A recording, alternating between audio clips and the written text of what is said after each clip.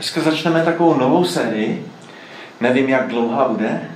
To nikdy nevím. Vždycky, když o něčem mluvím, tak mám pocit, že to bude krátký, ale nakonec třeba toho Lukáše, když jsem mluvil na Evangelium Lukáše, tak mělo 83 částí. A vím, že jsme to celý rok, myslím, že probírali. Možná ještě víc, já nevím, ale prostě bylo to dlouho.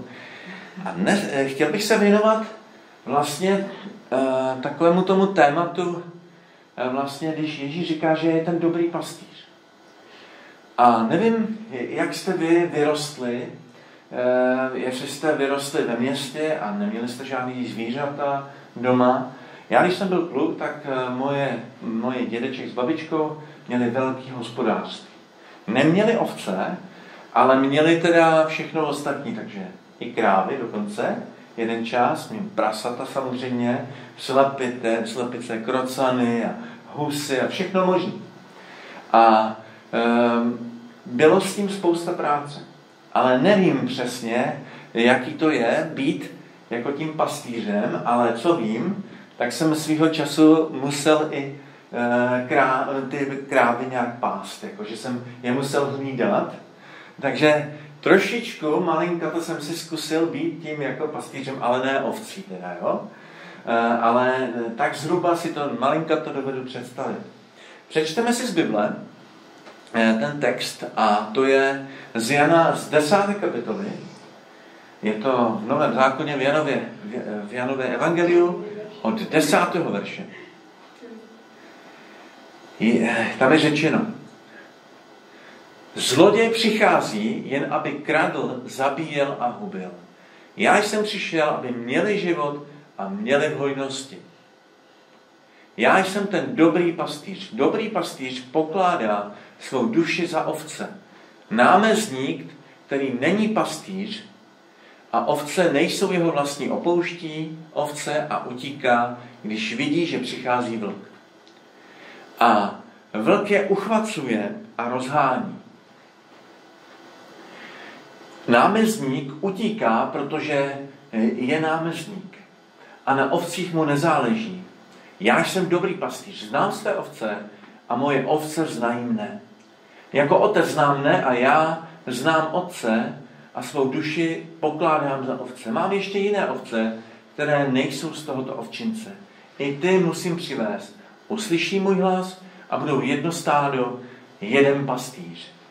Proto mne otec miluje, že pokládám svou duši, abych ji zase přijal.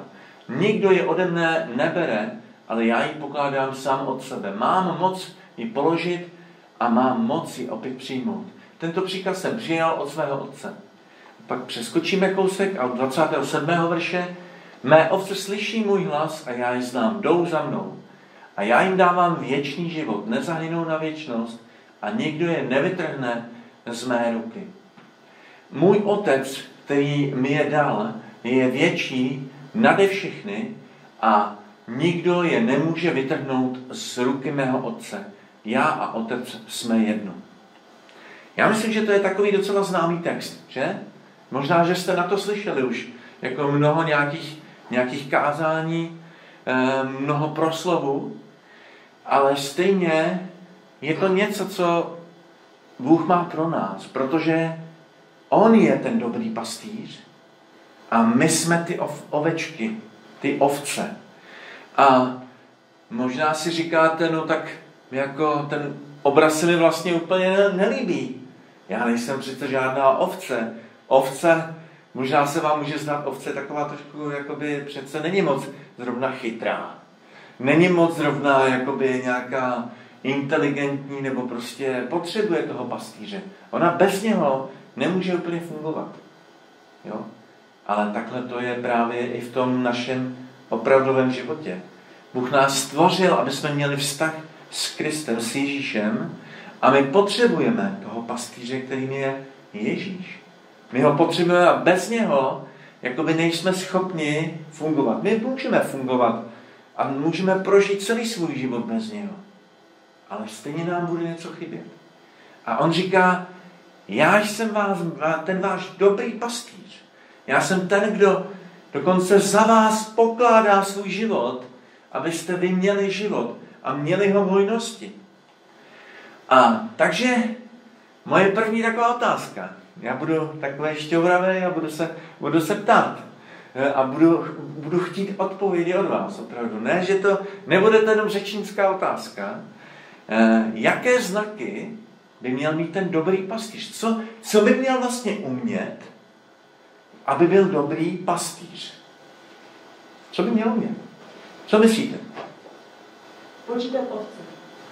To znamená, měl by znát ten počet, měl by je znát jako jménem, měl by znát vědět, která je která, aby věděl, kolik jich je. Jo? Ještě někdo něco? Musel by vědět cestu, kam ty ovce vést. Musí znát cestu, ano. Ještě něco? Stará se o jejich problémy zdravotní nebo jiný. Jo, stará se o jejich problémy zdravotní určitě, no. Jasně, že nemusí prohlížet, že jo? A sledovat, jestli třeba nějaký kopítko tam není špatný nebo nic takového, že jo? No, ano. Co ještě? Ještě je toho víc. Asi by je měl mít rád, ne? Měl by je mít rád, přesně tak. Protože když je nemá rád, tak se mu jedno, že jo? Musí je mít rád, ano, přesně tak. Ještě něco? To pořád ještě není všechno. A četli jsme trošku ten text, tak zkuste ještě popřemýšlet. Tak já vás nebudu napínat. Já jsem to tak trošku septal. Musí znát své ovce. To jste říkali. Musí je znát. Vlastně jménem musí jim rozumět. Jo? Musí jim rozumět. Musí být schopen je vést. To je důležitá podmínka, protože ty ovce bez pastýře nemůžou fungovat. Oni potom třeba ovečky obecně by neměly být sami. Kdo pracoval s ovcema, tak ví, že vlastně ovce třeba, že byste si koupili jednu ovci a měli ji doma, tak to není úplně nejlepší nápad, protože ovce jsou vlastně takový kolektivní. Oni prostě potřebují mít další ovečky, aby byly s nimi. Takže proto oni ale potřebují toho pastýře, protože i když je jich víc, tak oni neví, co mají dělat. Tak prostě se někam zbalí, jednu napadne, no tak půjdeme tamhle, tam ta pastva bude dobrá, tak se tam vydají a vlastně třeba to skončí špatně. Jo? Ale musí tam být ten pastýř, který mu ukáže, tímhle směrem nechoď. Tady ne, ty tam nevidíš, co tam může být dál. Tak radši tohleto nedělej. Potom další musí být pozorný. Musí být stále je hlídat a chránit je, aby věděl, že když přijde nebezpečí, tak aby je ochránil. Protože samozřejmě ty ovce jsou venku, že jo? Jsou v tom prostředí a tam může být i dneska, to je tak, že třeba na Slovensku je mnoho těch ovcí a tam je spousta medvědů a oni říkají, no tak my tady prostě se staráme o ty ovce a pak přijde medvěd a je to všechno pryč a ta práce, kterou jsme dělali 10 let, tak je prostě pryč. Jo? Přijde, takže to je složitý. Musí hlídat a chránit je, kdyby přišlo nebezpečí. Musí znát místa, nejenom, že je musí dobře vést, ale musí znát i místa, kde je ta pastva. Protože to znamená, musí znát ty místa okolo, tam, kde bydlej, nebo tam, kde prostě se pasou. Musí je milovat, ale taky musí s nimi žít. Nejenom, že musí milovat, ale musí vlastně žít v tom úzkém vztahu s nimi, protože bez toho by nepoznal, která je která, bez toho by vlastně nepoznal, jestli má nějaké nemoci některá a tak dále. A nesmí být líný a nedbalý, že? To prostě s tím souvisí. A teďka Ježíš říká, že je ten dobrý pastýř. A teď si to zkusme tohleto vlastně říct o Ježíši. Jak to je? Jak jsem říkal, musí znát své ovce, to znamená, musí znát lidi. Musí znát nás. Myslíte si, že nás zná? Já myslím, že ano, že? Dokonce nás zná lépe, než my sami sebe. Lépe, než my sami sebe. Je schopen nás vést? Je schopen vedení? No, samozřejmě. Jeho vedení je lepší, než když budu si dělat věci tak, jak já chci. Když budu chtít jenom já žít podle svýho, tak možná, že to bude nějak fungovat, ale pod jeho vedením to bude mnohem lepší. Že? Je to tak? Určitě. Musí být pozorný, ten pastýř, musí hlídat ty stáda, ale to on dělá. To o něm řečeno, že nás střeží, že nás ochraňuje a že dokonce za nás položil svůj život. Musí znát místa, kde je dobrá pastva. No, co on dělá? Vede nás tak, abychom neměli nedostatek. V tom našem životě se někdy stane, že zabloudíme a jdeme nějakou cestou, která není dobrá, a pak v něčem nemáme nedostatek.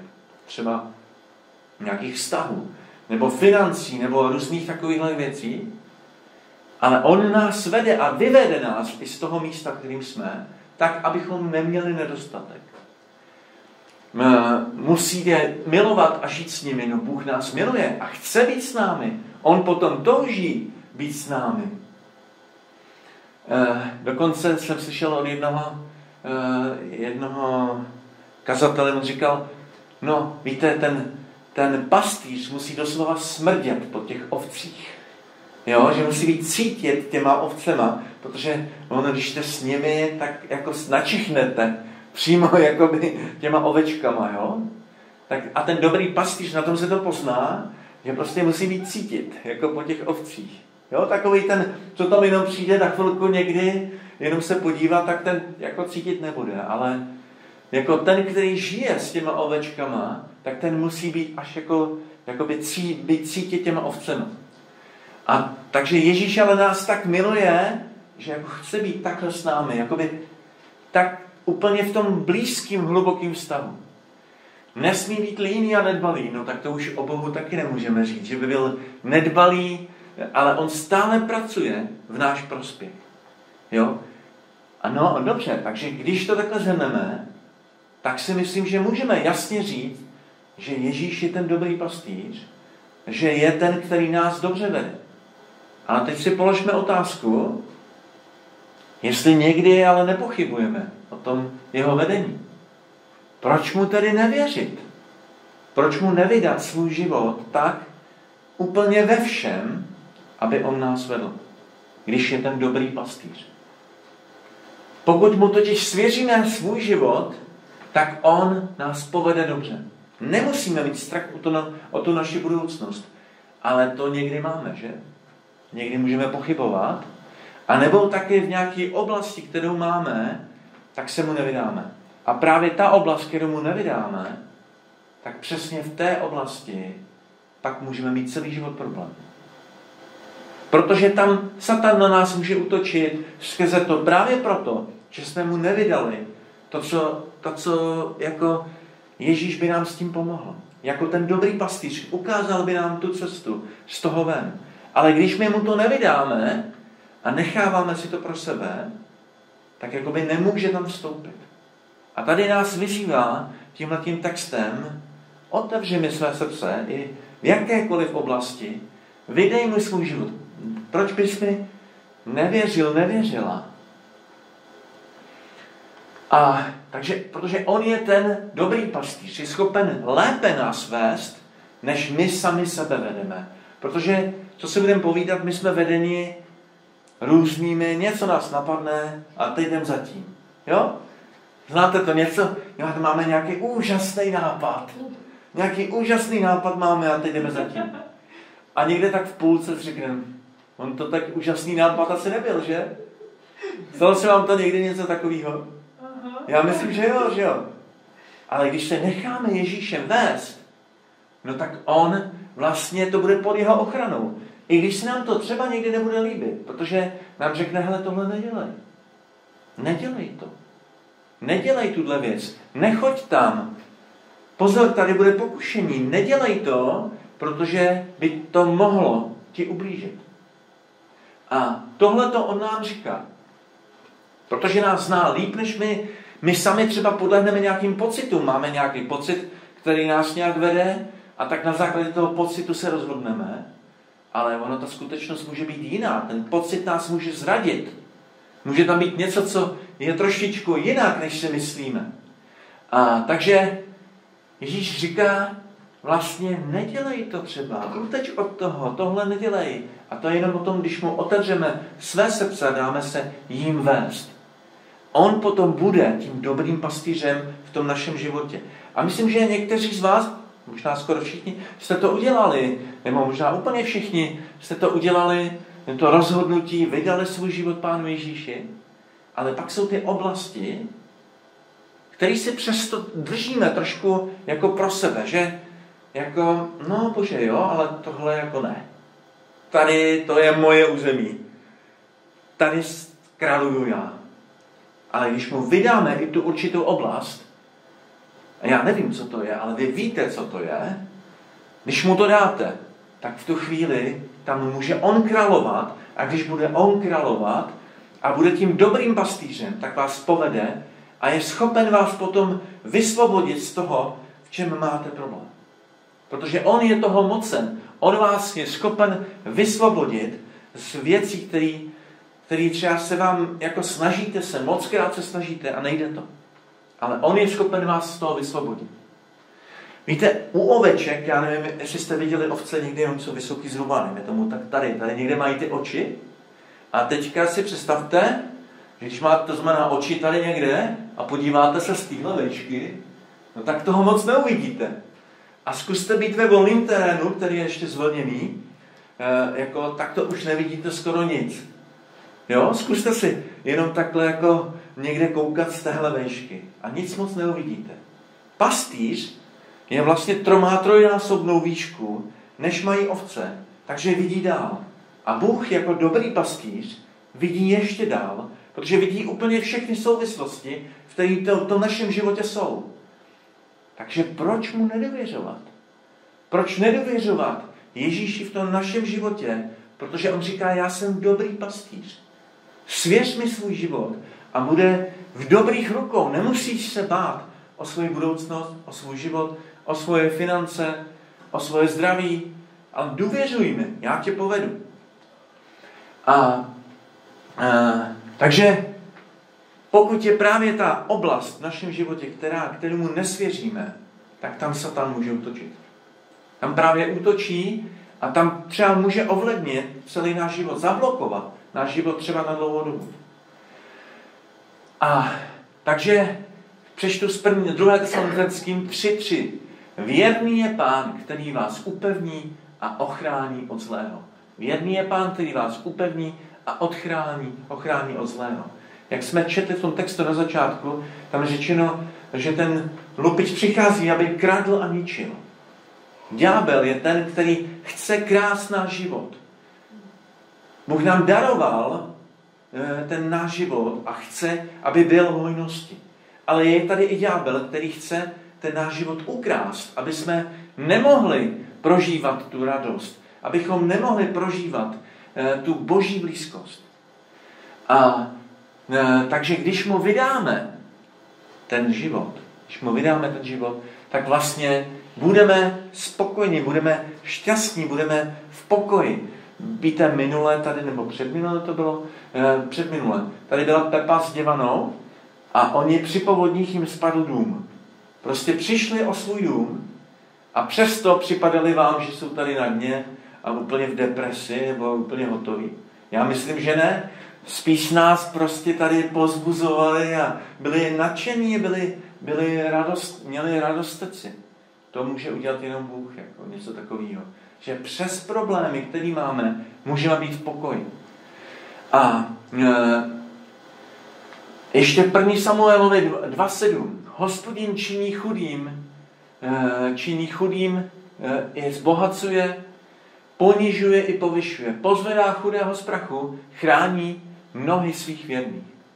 Takže i to vlastně, když vlastně chrání ty ovce, tak to znamená, že na ně dohlíží, aby si neublížili. I na nás. Bůh dohlíží, aby jsme si neublížili. Tady použiju jeden takový příklad z jedné moje nejmenované dcery. Nebudeme jmenovat, která to byla, ale tak se prostě její kamarádka měla takový úžasný nápad, že pojedou do severní Indie. 2 holky. A prostě v severní Indii je to prostě, ta bezpečnostní situace není vůbec jednoduchá. A jet tam 2 svobodné holky, to je prostě blbost. Jo? Ale oni se takhle rozhodli, nechtěli, aby jim do toho někdo mluvil, a už si koupili letenky a tak a byli rozhodnutí, už jsou přece dospělí, vydělali se na to vlastní peníze, tak tam pojedou. Ale víte, já jsem jako otec, i když ta dcera už je dospělá, musel zakročit. Musel jsem jako ten pastýř té rodině, každý, kdo je vedoucí, tak má na starosti, ať už to je otec v rodině, nebo vedoucí v práci, má prostě na starosti ty který jsou pod ním a měl by se takhle o ně starat, tak jsem jí v podstatě musel vynadat. Nebo lépe řečeno jí sprdnout, promiňte mi to takové slova, ale lepší mě nenapadá, výstižnější, prostě jí říct, hele, neblbni, co to děláš, jako to chceš skončit někde nějakým nevěstinci tam, že tě tam třeba někde odtáhnou, nebo prostě tam jako ty lidi žijou úplně jiným životem a to není jednoduchý. Nové Dili, tam je 20 milionů lidí na jednom místě a tam se bojí i vylízt jako ven prostě i muži, jo. Na tož 2 svobodné ženy si tam pojedou na vejlet, jako. To není tak jednoduchý. Ale jim to prostě nedošlo. Ale v tu chvíli se musel zakročit a říct, takhle ne, prostě to nejde, protože prostě tu svoji dceru tak miluju, že jsem to musel udělat, takhle. A takhle to Bůh někdy dělá s náma. Je to příklad, já tím nechci jako nějak jí způsobovat nějakou jako teďka z toho trauma, ale tím chci říct, že tohle je něco, co dělá Bůh takhle s náma. Někdy nás, zase mi promiňte ten výraz, musí sprdnout, musí nám jako říct, hele, neblbni, co děláš, tohle nedělej, takhle ne, protože jinak bychom si ublížili. A musí nás vést jinou cestou, aby nás navedl na to, kde máme být. Aby jsme si neublížili. To je něco, co Bůh chce. Po mně a po tobě. Aby jsme byli ochotní se poddat jeho vedení. Poddat se tomu, co nám on říká, protože potom toužit. Je to ta jeho péče. A Izajáši 4:10 přečtu, Panovník Hospodin přichází s mocí a jeho paže pro něj vládne. Hle, jeho mzda s ním a jeho odměna před ním. Bude pást své stádo jako pastýř, svou paží shromáždí jehňata a v náručí je ponese. Březí povede pomalu. To znamená, to je také zase obraz toho pastýře, že Bůh je ten pastýř a že i ty, kteří prostě mají i nějakou potíž, nějaký tady v tomhle případě, jakoby, že budou březí, to znamená těhotný, nebo prostě nějaký nemocný, nebo něco takového, tak prostě, že je ponese a že na ně nebude tlačit, že bude pro ně pomalu, že nevytvářet nějaký hrozný tlak na ně. Takže vlastně to nám říká, že nás povede tak, aby jsme to zvládli, že na nás nebude tlačit, ale povede nás takovým jemným způsobem. A vlastně další, ještě znovu přečtu ten text, Jan 10:10. Já jsem přišel, aby měli život a měli ho hojnost. Víte, ale abychom mohli prožívat tu hojnost, tak musíme být poddáni jeho vedení. To je ta podmínka. Že bez toho ochoty se poddat jeho vedení nemůžeme prožívat hojnost toho života. To nelze. Protože když se nenecháme vést od něho, tak si prostě někde natlučeme. Tak dojdeme někam, kde to nebude prostě v pořádku. A teď nejde jenom o to materiální zaopatření. Někdo má pocit tady, že to je slovo, který se týká jenom toho, že když budeme s Ježíšem, takže nám budeme mít finanční zaopatření. No někdy se může stát, že se nám nebude úplně dařit finančně. Někdy jsou potíže, které máme i jako křesťané. Může se to stát. Ale mnohem důležitější je, že on nám ukáže, co je život. Že s ním, když ho necháme vést náš život, tak nám ukáže, co je opravdový život. Jo? Co je opravdový život. Protože nechme se jim vést, aby nám mohl ukázat, co vlastně ti všechno chce dát. Bez toho jeho vedení to není možné. Takový příklad, přemýšlel jsem na to, jak vám to trošku ještě přiblížit. Nebojte se, už nebudu mluvit o Indii, ale představme si, že pastýř ví, kde je ta dobrá pastva, jo? Že ví, že tam a tam, hele, takový 3,5 kilometr tady tímto směrem, pak musíme jít touhle roklí a takhle a přijdeme tam na dobré místo. Ale ta cesta je přes pustinu. Je přes pustinu, která není příjemná, je tam sluníčko, žádný stín, žádná voda, není to úplně jednoduchý. A těm ovečkám se nemusí líbit jít přes tu pustinu. A chtějí odbočit, už konečně hele, tady se dá napít, podívej se, tady je potok, pojďme radši tam. A myslí si, že to bude lepší. A Bůh nás ale vede, ne, tam nechoď. Protože tam sice je třeba potok, kde se můžeš dobře napít. Ale taky tam chodí nějaký šelmy. Tam je nějaký nebezpečí, tam je nějaký pokušení. Tam nechoď. A vede nás jinou cestou, kde ví, že ta cesta bude bezpečná. I když jde kousek přes poušť. A to je náš jediný vlastně úkol, je ochota se mu poddat. Tomu jeho vedení. Tomu jeho vedení, když on nás povede právě na to místo, aby jsme mohli dostat tu potravu. Takže pár ještě veršů z Bible. Žalm 103. verš. Věřte, že Hospodin je Bůh, on nás učinil ne my sami sebe. Jsme jeho lid, ovce jeho stáda. Znovu ten samý obraz. Nebo Žalm 79.13. A my, tvůj lid, ovce tvé pastvy. Nebo Žalm 95. Vždyť on je náš Bůh a my jsme lid jeho pastvy. Ovce jeho rukou. Jestliže dnes uslyšíte jeho hlas, nezatvrzujte svá srdce. Nebo Ezechiel 34:31. Vy jste totiž mé ovce mé pastvy. Vy lidé. Já jsem váš Bůh, je výrok Hospodinu. Nebo výrok panovníka Hospodina. Vidíte, kolik textů tady mluví o tom samém. A je to stejné, že vlastně je tím pastýřem i pro tebe. Takže znovu ta samá otázka. Proč mu nevěřit? Proč mu nedůvěřovat pro to jeho vedení? Tak co vy na to? Jsme ochotni mu vydat to, co máme? Jsme ochotni se nechat jim ve všem, co máme? Ve všem, co prožíváme? Jak to vidíte? Já mám tady nakonec modlitbu a můžete, jestli to máte takto na srdci, můžete se v duchu modlit se mnou, tu modlitbu. Já se ji budu modlit a jestli to připadá vám podobný, tak se můžete modlit stejným způsobem, nebo jinak, jinými slovy, ale takovým tomu vydání se Pánu Ježíši. Takže já to trochu řeknu. Pane Ježíši, nevím, co je pro můj život nejlepší, ale ty to víš. Jen ty víš, co je opravdový život v hojnosti. Tak se ti vydávám, podvoluju se tvému vedení. Ty sám veď mé kroky, můj život, protože jsi dobrý pastýř. Odpusť mi moje všechny hříchy, odpusť mi všechna moje selhání, odpusť mi i všechna moje období, kdy jsem se nechtěl podvolit tvému vedení. A prosím, veď mě tak, jak ty sám chceš. Amen.